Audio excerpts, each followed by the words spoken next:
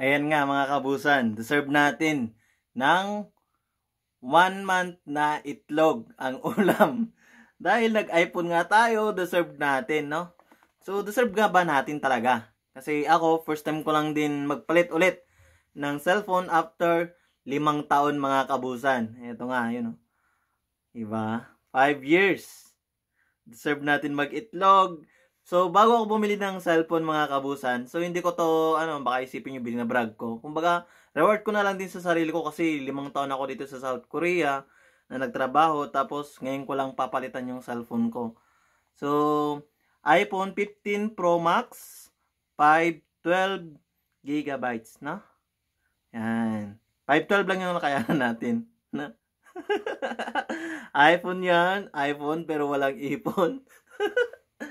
So, eto, iPhone. So, bago ako bumili ng ganito, yun nga, sabi ko nga, ready na yung itlog ko na 2 tray para sa isang buwan.